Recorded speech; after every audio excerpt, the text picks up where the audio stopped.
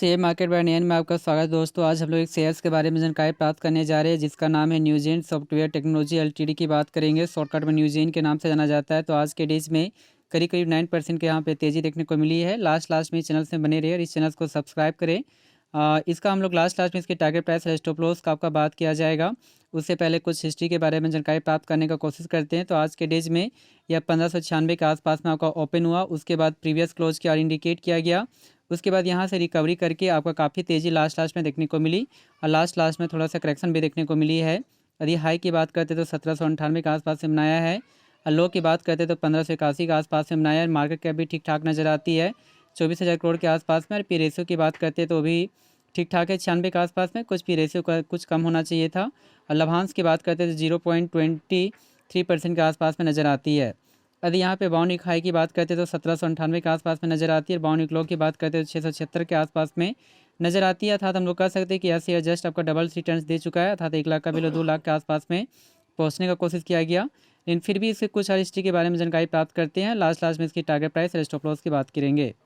तो यदि यहाँ पे 5 डेज के यदि डाटा को चेक किया जाए तो 5 डेज में कुल मिलाकर जो आपका रिटर्न जो देती है वो आपको कहता है 6% के आसपास में पॉजिटिव आपको रिटर्न देखने को मिलती है।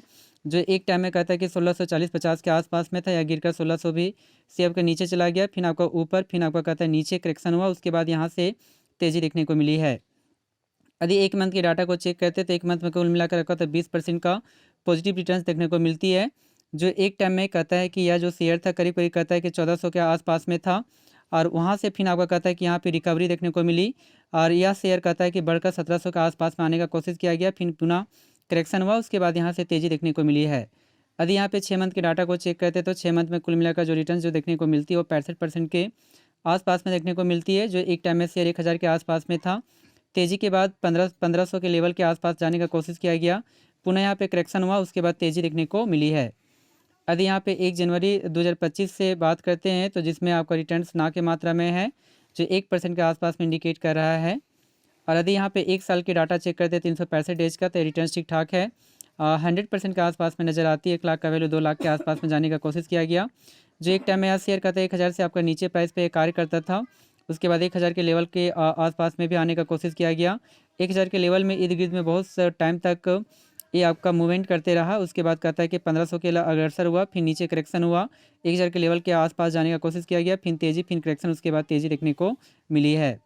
यदि यहीं पे 5 साल के डाटा को चेक करते हैं तो 5 सालों में बहुत ज़्यादा रिटर्न्स दिया है जिसमें 1600% के आसपास में रिटर्न्स दिया है। अर्थात 1 लाख का वैल्यू 17 लाख के आसपास का आने का कोशिश किया गया।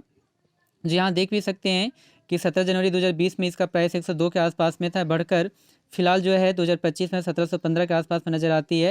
यानी कि 1600% के आसपास में 1 लाख का वैल्यू 17 लाख के आसपास में आने का कोशिश किया गया। यहाँ पर भी आप देख सकते हैं कि यह शेयर करता है कि 328 के आसपास में जाने का कोशिश किया गया 2 जुलाई 2021 में। और उसके बाद पुनः इसमें करेक्शन भी देखने को मिली। करेक्शन या जो गिर कर था 185 के आसपास में भी आने का कोशिश किया गया। उसके बाद यहाँ से पुनः आपका कहता है रिकवरी देखने को मिली जो 1000 के आसपास में जाने की कोशिश किया। फिर आपका कहता है कि इसमें इंक्रीज हुआ फिर डिक्लाइन हुआ फिर इसका इंक्रीज हुआ। इस तरह से ये होते रहा है। यदि यहाँ पे 1 साल के डाटा को चेक करते हैं तो इसके अनुसार से हम लोग टारगेट प्राइस की बात करते हैं। तो हमारा जो नेक्स्ट टारगेट प्राइस है ये आपका हाईएस्ट प्राइस लेवल के जोन पे कार्य कर रहा है।